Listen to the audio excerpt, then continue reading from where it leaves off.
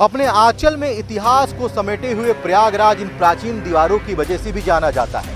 लेकिन इस प्रयागराज में जहां एक तरफ लोग अपनी आस्था को लेकर, भगवान से प्रार्थना को लेकर, अपनी तकलीफ को भगवान तक पहुंचाने के लिए संगम में डुबकी लगाते हैं, भगवान से प्रार्थना करते हैं कि उनकी परेशानियों को दूर कर दे, तो वहीं दूसरी तरफ इसी प्रयागराज में अतीक अहमद जैसा माफिया खौफ को पैदा करता है, गरीबों को सताता है, उनके जमीन पर कब्जा करता है, उन्हें लूटता है, उनकी हत्या करता है, उनका अपहरण करता है। अब 89 की उस समय की राजनीति पर देखिए, चर्चा देखिए। 89 में चुनाव हुआ था, कांग्रेस का पतन हुआ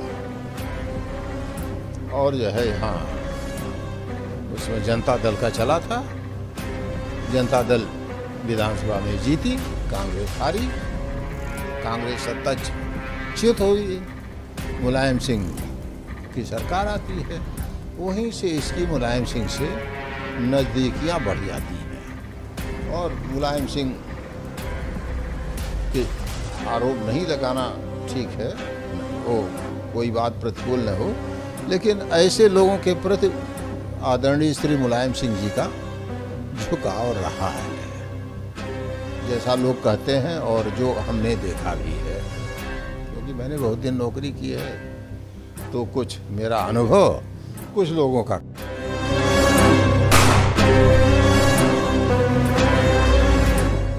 कुछ लोग कहते हैं कि अतीक गरीबों का मसीहा भी था, वो लोगों की मदद भी करता था।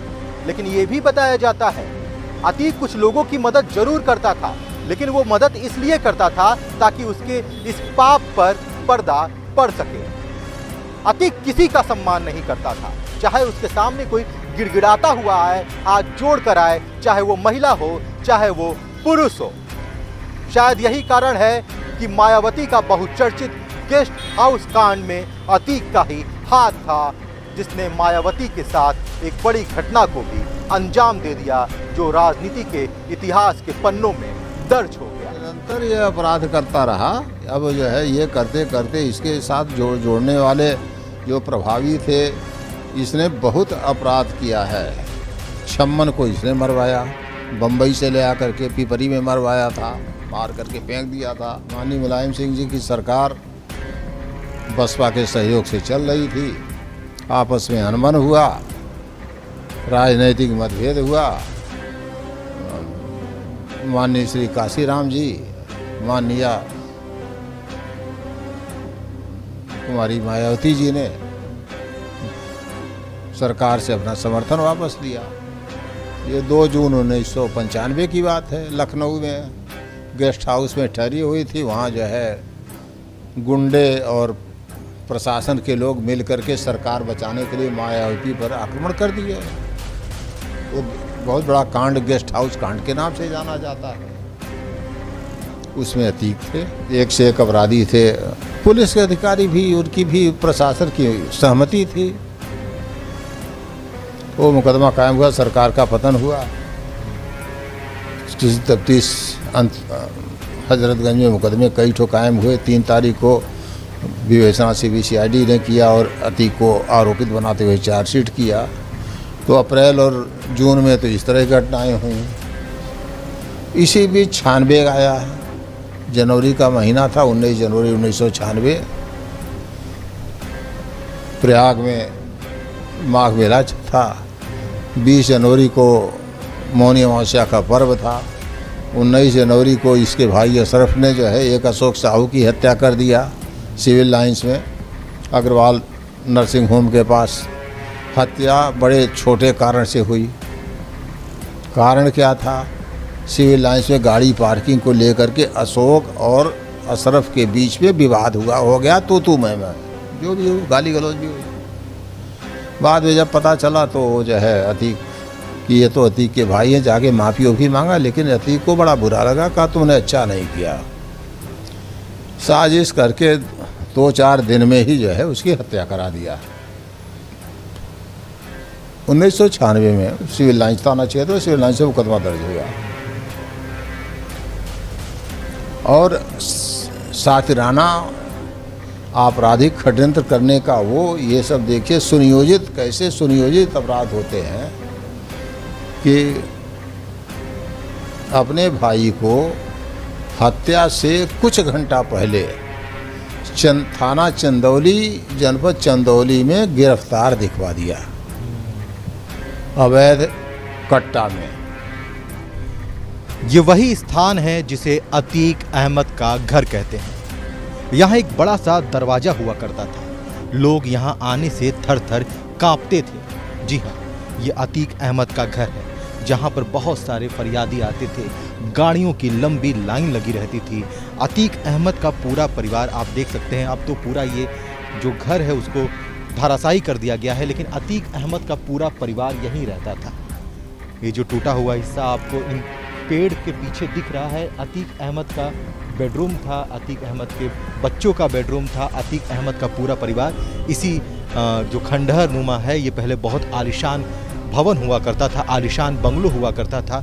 इसी में पूरा परिवार रहता था। यहीं पर लोग आते थे अपनी फरियाद लेकर। गाड़ियों का लंबा रेला लगा रहता था। ये अतीक अहमद का बैठका था, जहां अतीक अहमद बैठा करता था, लोगों से मिला करता था, लोगों की बात सुना करता था। और यहाँ पर कहते हैं कि ये वो गलियाँ हैं, ये वो रास्ते हैं, जब भी कोई यहाँ आता था तो वो थर थर काँपता था। वो सोचता था कि इस गेट के अंदर मैं कैसे जाऊं। यहाँ बड़े बड़े कुत्ते बांधे जाते थे। अतीक अहमद को कुत्तों का बहुत शौक था। वो बड़े बड़े कुत्ते यहाँ रखा करता था। लोग कुत्तों को देख के डर जाते थे। अतीक अहमद से बात करने से डर जाते थे। अतीक अहमद को देख कर डर जाते थे। हमारे साथ वरिष्ठ पत्रकार सुशील तिवारी हैं, जिन्होंने लंबे अरसे तक प्रयागराज में कवरेज की है, अतीक अहमद को कवर किया है। उनसे समझने की कोशिश करते हैं कि अतीक अहमद के इस घर में, इस बंगलो में क्या क्या हुआ करता था। ये अतीक अहमद का घर है, बंगला कहते हैं इसे। इसमें क्या क्या हुआ? माफिया अतीक अहमद 6 बार शहर पश्चिम से विधायक रहा और 1 बार फूलपुर सांसद रहा। तो अक्सर हम लोग कवरेज करने आते थे और अतीक अहमद वाक पटुता में बहुत होशियार था। जब वो बात करता था लगता ही नहीं था कि माफिया है, लगता था कि बहुत ही इंटेलिजेंट, बहुत ही होशियार, बहुत ही काबिल व्यक्ति है। उसको बहुत जानकारियाँ थीं और किसी भी टॉपिक पे वो अच्छा बातचीत करने में माहिर था। यहाँ तक कि जब मैं यहाँ पर कई बार आया तो यहाँ तमाम यहाँ पर बड़े बड़े यहाँ के मानिंद लोग शहर के वो दिखे, तमाम पुलिस के अधिकारी भी यहाँ दिखते थे, तमाम यहाँ पर राजनीतिक दिखते थे, कुछ सांसद भी था, विधायक भी था।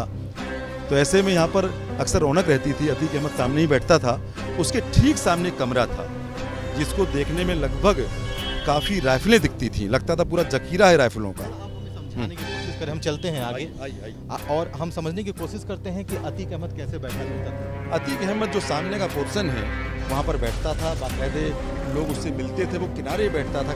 उसका बगल में एक जो बेडरूम था, बेडरूम में सिर्फ उसी को बुलाता था जो बहुत ही उसके खास लोग होते थे, बड़े मानिंद लोग होते थे।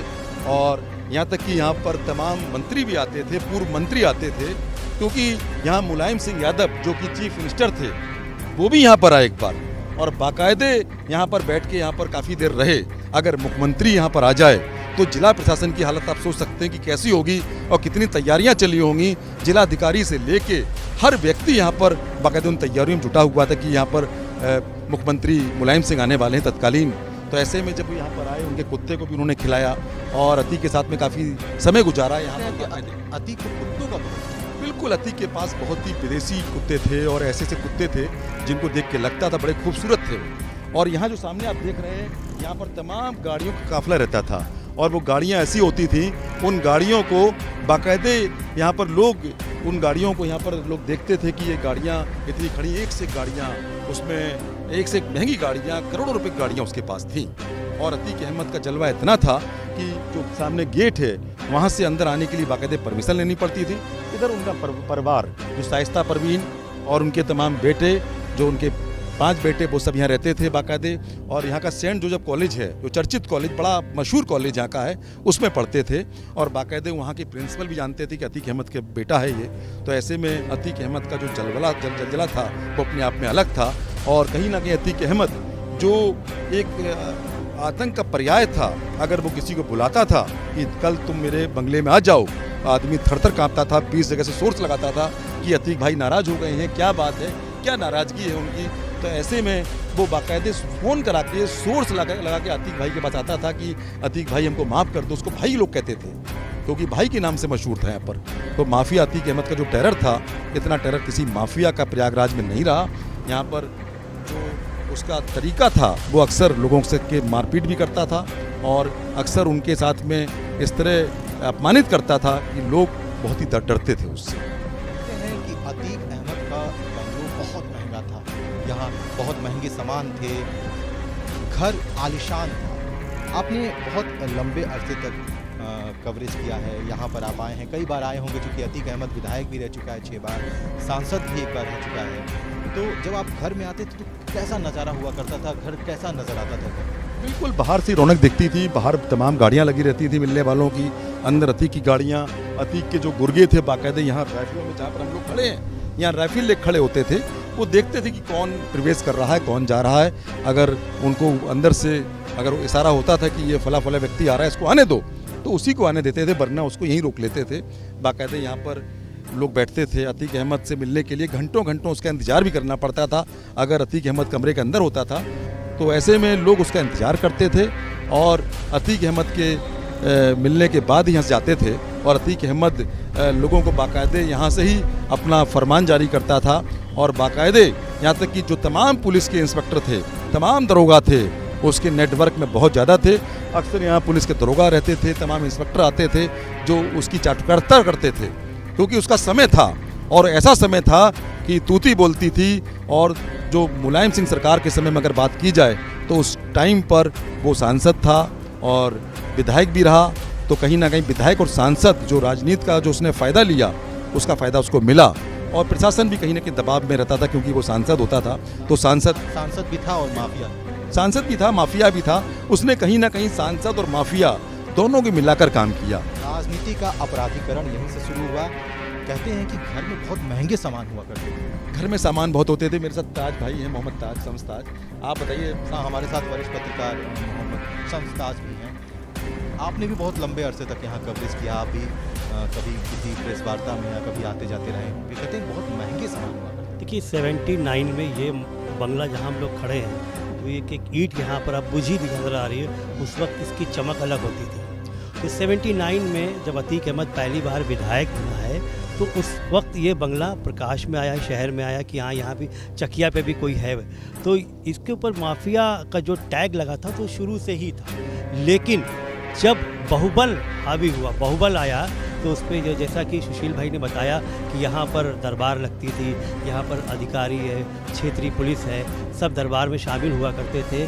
वो खौफ और वो जो रंगत दिखती थी, यहाँ से लोग जाने आने वाले लोग खौफ खाते थे कि इधर से कहीं कोई गुस्ताखी ना हो जाए, या अतीक अहमद देख ले और मेरी आवाज़ की गाड़ी तेज़ हो जाए, साउंड की वजह से डिस्टर्ब हो, तो वो उसका कहीं खकार का थूक ना आ जाए, तो लोग खौफ खाते थे। शाम को तो अच्छे शरीफ लोग इधर से गुजरना पसंद ही नहीं करते थे। ये यहाँ की जो ईंट है, यहाँ की जो दहलीज़ है, ये इस वक्त भी बयां कर रही है कि किसी वक्त रंगत थी, आज ये बेनूर बन के चमन में चली गई है। और जो सामान की बात कर रहे हैं, तो वो शौकीन एक वक्त नंबर पर हम लोग अक्सर आया करते थे, कभी कभार बाइक लेना हो या कुछ भी है तो यहाँ आते थे, तो गेट से ही महंगी महंगी राइफलें और गाड़ियाँ महंगी, कुत्ते खुले होते थे। तो ये कुत्ते इतने एक्सपर्ट होते थे कि वो दूर से ही वॉच कर लेते थे कौन आ रहा है और कैसा। अगर हमारे हाथ में उस वक्त बैग होता था, बैग है, माइक आईडी है, तो वो समझ जाते थे कि ये प्रेस वाले हैं, और नहीं तो वो कुत्ते इतने तेज़ झपटते थे कि लोग खौफ खाते थे। अतीक कहते हैं कि बंगलो जो भी बना हुआ था, जो आज खंडहर दिख रहा है, बहुत खूबसूरत था। हाँ, ये तो हालांकि बना था तो प्राचीन काल में उनके फादर के टाइम से, लेकिन जो इसको मॉडिफाइड किया था इन्होंने, बहुत खूबसूरत बनाया था, सिस्टमेटिक बनाया था बाद में, और अच्छे अच्छे रेनोवेट करा के, अक्सर रेनोवेट कराते थे। इस मामले में शौकीन था वो, अक्सर महंगी से महंगी दरवाजे और खिड़कियाँ लोग से लगाते ही बदल के, इसलिए यहाँ भी इसी तरह लगाया था। तो यहाँ पर जब आप खड़े हैं तो ये आप इस तरीके से, जैसे आज हम लोग आसानी से खड़े हैं, उस वक्त ना आप कैमरा निकाल सकते थे और ना माइक इस तरीके से बोल सकता था, क्योंकि हर तरफ यहाँ पर संगीनों का साया था, राइफलें थी। लोग अगर कैमरा में निकाले तो उनसे पूछते थे कि यहाँ पे हमें एक बाइट करना है या पीस 2 करना है, तो वो राइफल वाले और सब सरकारी गनर आगे आ जाते थे, प्राइवेट गनर पीछे चलते थे। कहते हैं कि आतंक का खौफ, जी यहाँ आतंक का खौफ था। ये जो खंडहर बिल्डिंग आपको दिख रही है, ये मात्र केवल एक बिल्डिंग नहीं है। जब आप इन गलियों में घूमेंगे तो यहाँ आपको कई सारी खंडहर इमारतें नजर आएंगी जिन पर बुलडोजर चला है। जी हाँ, वो इमारतें अतीक की, गुर्गों की थी।